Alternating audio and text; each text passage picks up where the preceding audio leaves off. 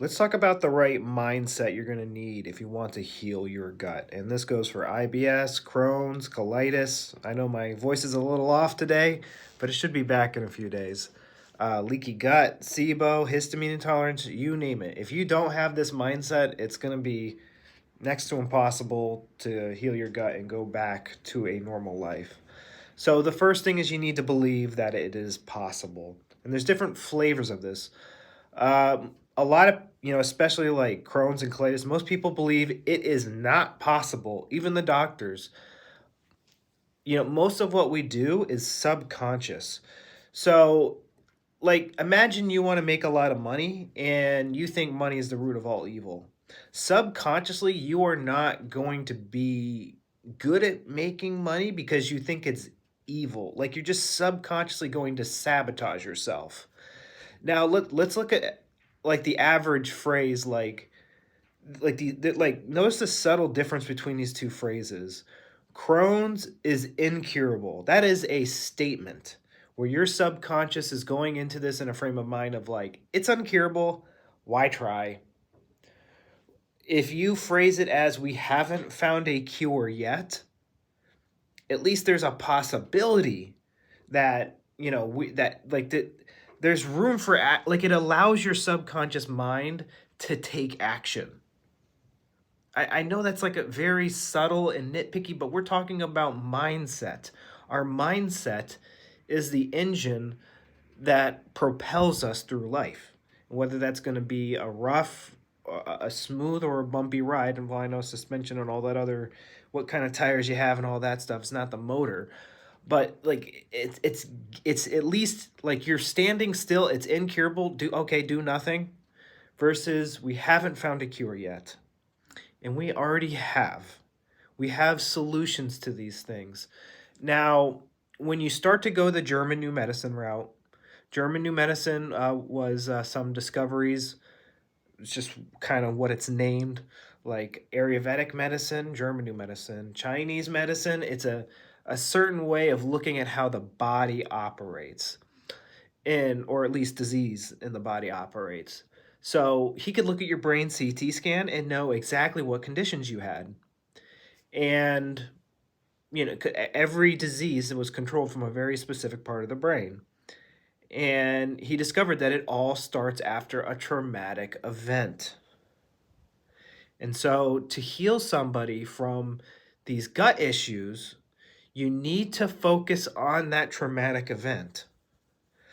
Most people, like let's say somebody has colitis. This is the colon we're talking about. Let's make this an even more outrageous example of somebody with like really bad hemorrhoids or fissures, and they think that diet is causing their hemorrhoids and fissures.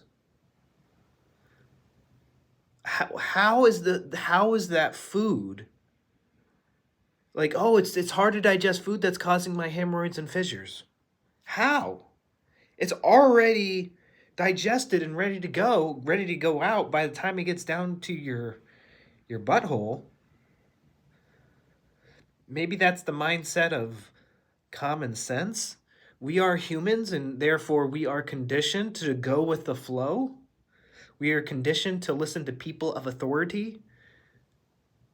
But like you have to stop and sniff out the holistic bullshit because most of it's bullshit. And the word holistic, they're not even using the word correctly because holistic is supposed to incorporate the whole body. And the whole body is controlled by our brain. So I know some of you react to foods, but that's either because you subconsciously believe that it's poisonous. And when a poison enters your body and you subconsciously believe that it's, that the protein, gluten is poisonous, it's going to want to eject it as fast as possible. Even though you ate that food your whole entire life and had no issues. Even though your friends and family ate those foods your whole entire life and they have no issues. I'm trying to change your mindset. Your mindset is I don't know if the right word to use is fueled by belief. You have certain beliefs in your head that got there by certain things that you experienced, which created a memory in your head. That's, we can overcomplicate this with psychology all we want, but at the end of the day,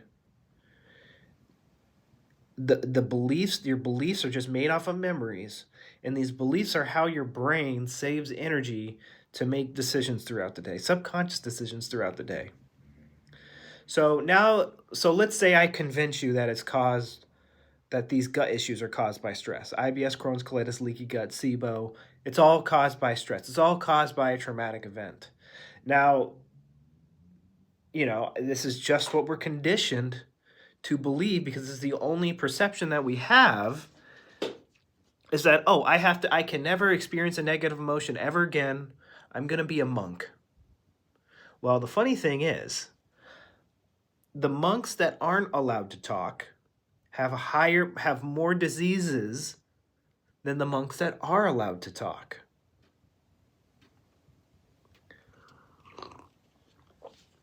When we are unable to respond to a conflict, when you can't talk, you're like literally losing like 50% of your tools to deal with a conflict. Even though I'll just take it. It's stress. Like, you just saying like, I can never be angry again, is literally just suppressing your anger, which literally just gives the organ more work to do and could possibly make your symptoms worse. Most of you have already resolved the conflict, and it's subconscious PTSD triggers putting your gut in and out of overdrive. It's not about suppressing your emotions, which is how most people deal with their psychological problems today. Either they take a pill to make the emotions less. The emotions are there to help you deal with the problem. And the problem is usually subconscious.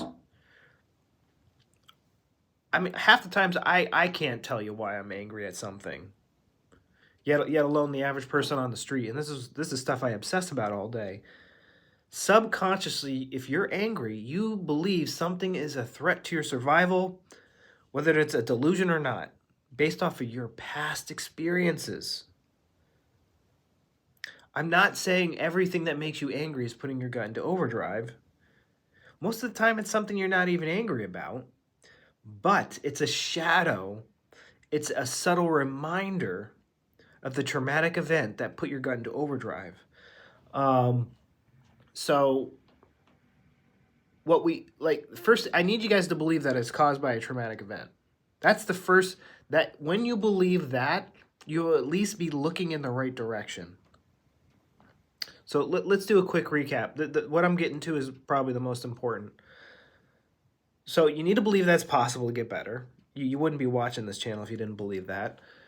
You need to believe that it is caused by a traumatic event. You need to believe that suppressing your emotions isn't going to make things better, and knowing what suppression, I'm angry. If I get angry, it's going to make my symptoms worse. I'm just not going to be angry. You need to understand why you're angry. But again, that's a really slippery slope where you're going to get lost. The first thing you need to do is write down when you got symptoms. I don't know. That's a traumatized mind trying to trick you. Be like, hey, shut up and tell me. Actually, don't shut up. Tell me, what was the traumatic event that put my gut into overdrive? I don't know. Well, when did it happen? Freshman year, sophomore year? Did it happen in high school? Did it happen in middle school? Did it happen at your first job? Did it happen at your second job? What was stressing you out when your symptoms started? I was going through a breakup. Yeah, that was super stressful. Okay, you name the conflict. What was the shocking moment? Was it when they moved out? Was it when you caught them, cheating on you with somebody? Was it when they ran over your cat? Was it when they made a scene at the dinner table? Was it when they didn't show up for your birthday? Was it when they threw a dish at your head? What was the traumatic moment that put your gut into overdrive? And once you find that out, and that might take some time, it might not happen overnight, but we need to start pepping your brain. When did it start? When did it start? When did it start? Hey, guy up there driving, what was the traumatic event that put my gut into overdrive? This shit is retarded. We need to turn this off. This is not benefiting my survival at all. It's wake this little guy up. You're driving us off a cliff. What was the traumatic event that put my gut into overdrive? So let's say, the traumatic event was, getting a dish thrown at my head. Now, maybe every time I touch a dish, I have to run to the bathroom, even though there's a tasty roast beef on that thing. Maybe it's only white dishes. But let's say it's only dishes. Every time I eat from a dish, I have to run to the bathroom. Every time I eat McDonald's, I'm fine. Well, it's because it's not in a dish. It's wrapped in paper. Maybe it's only when I eat from a dish at home. Every time I have a sandwich, I'm fine. But, it makes sense. Every time I eat on a dish, I have to go to the bathroom because, it's a subconscious reaction, split-second reaction. Your brain thinks this is a life or death situation. It thinks it's a life or death situation, and it has to react instantly. It doesn't have time for the slow, logical mind to think about this. And many of the times, most gut issues are not, it's like subconscious trauma from that traumatic event. Like for most people, this conflict is not even relevant anymore, or we can handle it. Like it's not really an issue anymore. Things like constipation are more conflict active and we need to deal with the conflict head on. But for the vast majority of people with Crohn's and colitis, and especially a lot of diarrhea, it's a subconscious reminder of that traumatic event. And I wish I could give you more science behind this on why it's like this. But just bringing that, every time I eat from a plate, I get diarrhea because I had a plate thrown at my head. And I had to go to the ER and all this stuff. And, Many of the times that will stop your at least cut your symptoms in half. See, you have probably 3, 4, 5 PTSD triggers. And just bringing a few of them to consciousness stops your symptoms. It's literally that straightforward, and I know no one else is telling you that, so it's hard to believe. And now that if you don't believe this, then you subconsciously won't put in the effort into doing the very tiny amount of work required to change the neural pathway in your head that was created during that traumatic event. That is what you need to do to get better. And you can have this, I work hard mindset. Yeah, I don't quit. Yeah, I have the best work ethic mindset. Great, but if you're not doing the right thing, and this is so off the beaten trail, you can talk to the best psychiatrist in the world and be like, what the hell? Maybe they don't know what to look for. They're not trained to look for this stuff. But this is what you need to do to get better. I have my 13-day protocol, which you can get down below, where, I have a worksheets that you can print out and use, and it guides you through this process step by step. I use little tactics and stuff like that to switch the beliefs in your head that run this process. Because if you think it's the gut microbiome, you ain't getting better. If you think it's caused by food, you ain't getting better. You just will never get better if you think you got to walk this holistic tightrope to get better, because this holistic tightrope is so skinny it's impossible to walk. All your organic foods, they're sprayed with pesticides. You know, you're gonna go walk outside. You're gonna be smoking. Choking on gas fumes. You're holding your phone. Oh no, there's estrogen blocking chemicals. You literally can't go anywhere clean anymore. It's not possible. No one can be perfectly holistic. It's not like clean. Everything has toxins. There's EMFs everywhere. There's Wi-Fi signals. There's cell phone signals. There's satellite signals. You're not safe anywhere. Even if you wear I know some people wear EMF blocking clothes. Well, guess what? All your friends and family don't do all that stuff, and they're much healthier than you. And it's not our fault. It's just how it happened. That traumatic event, put your gun to overdrive. We need to find that traumatic event and find the PTSD triggers.